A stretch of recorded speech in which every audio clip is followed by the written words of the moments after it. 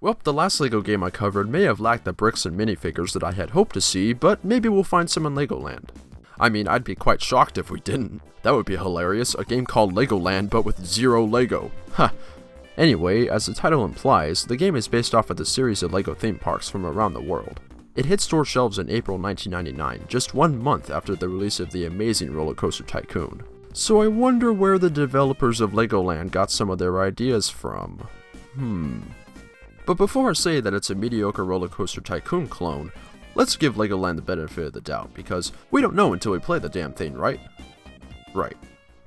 Upon starting, we have another CG intro that basically explains that this clumsy butt screwed over the entire Legoland theme park after he built a time machine that didn't work. Why did he have to build a time machine? So that he could grab some rides and attractions from older time periods. But like I said, he destroyed the park, so now we have to rebuild it for his lazy ass because he can't quite do it himself. Oh, now what a great setup for a game, guys. Great setup. Okay, let's hop right into the story mode, and whoa, hello there. Nice to meet you.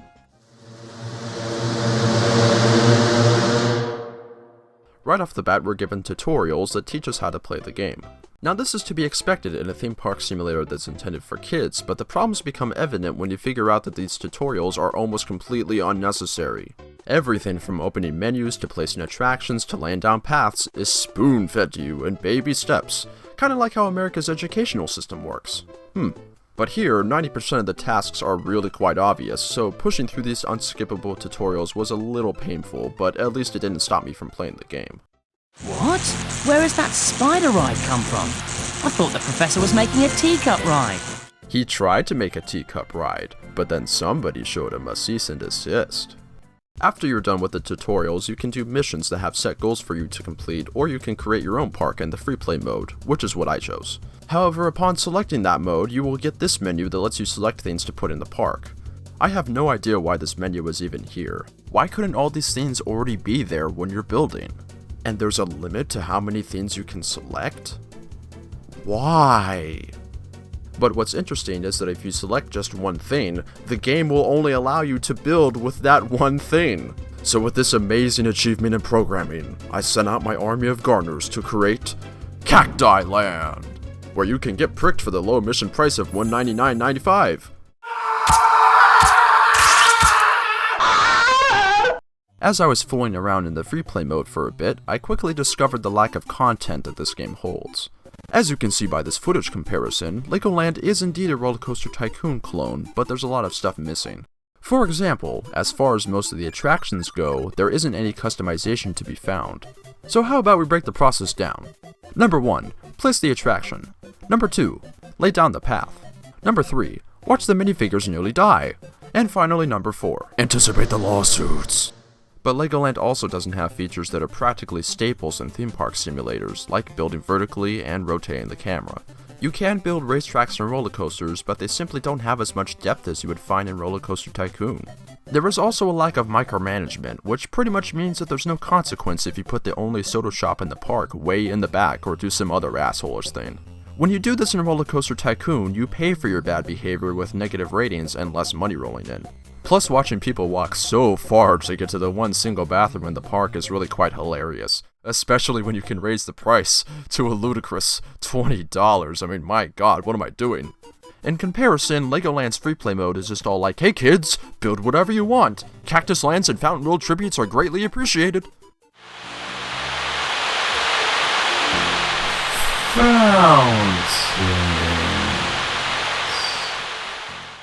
Legoland is exactly what it looks like, a very simple theme park simulator. However, these types of games are oriented around spending large quantities of time with them, so when you combine a theme park sim with not a whole lot of options and very little depth, there's not much there to hold your interest for very long. And honestly, it just kind of got boring after a while. Kind of like my voice, but what are you gonna do? Don't get me wrong, I do enjoy the game, but when you have a better alternative, especially nowadays, there's not a huge reason to play Legoland. It's debatable what Mr. 5-year-old Vectrex would have thought of the game since he loved Legoland California as a kid, but he likely would have just kept playing RCT instead. Regardless, if theme park sims are your cup of tea, then I'd say that Legoland is worth a look. Well, Land of Lego Land may have been a little disappointing, but I'm sure that Lego Creator won't be. Released in 1998, this sandbox game was the first to give you the tools to build your own LEGO world. It features tons of minifigures, models, vehicles, and the amazing Destructive Bricks, which is basically dynamite.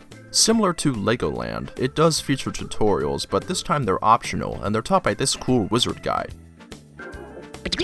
Now this is more like it. Destructive Bricks.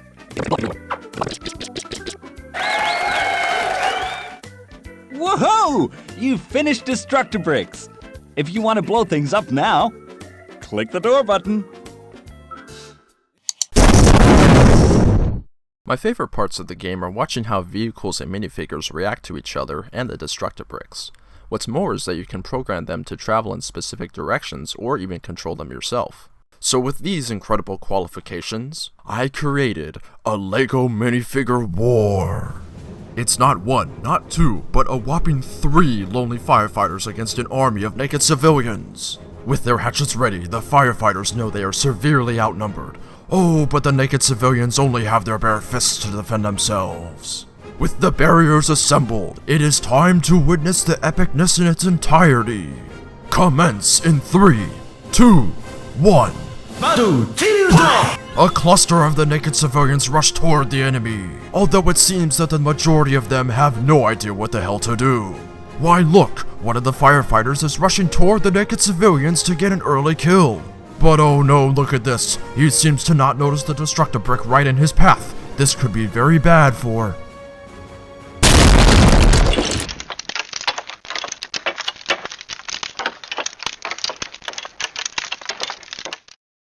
Woohoo! LEGO Creator is a game that was a part of my youth, but I actually don't remember too much from it. I spent hundreds of hours in games like LEGO Racers, but not so much with this one, most likely because of the game's slower pacing and frame rate issues on the family desktop. And speaking of frame rates, even with my supreme PC specs, I still experienced low frame rates during the LEGO minifigure war. But surely that's a testament to how revolutionary this game really was. For many youngsters like myself, LEGO Creator was the first time a video game had ever gifted the creative freedom of a magnitude of this height.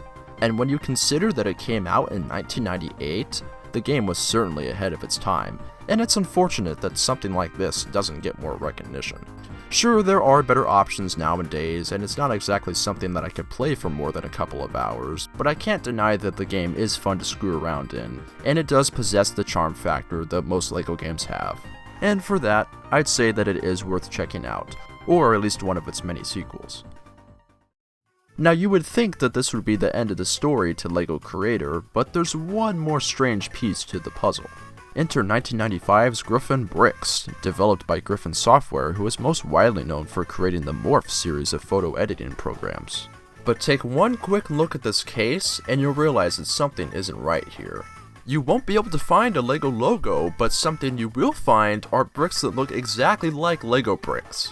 But to assure you, the back of the case says, "No more lost pieces and no more stepping on plastic bricks in the middle of the night." And it also claims that you can print parts list and step-by-step instructions to build real-world models. Okay, that's fine, but what are you going to use to build the real-world models? LEGO?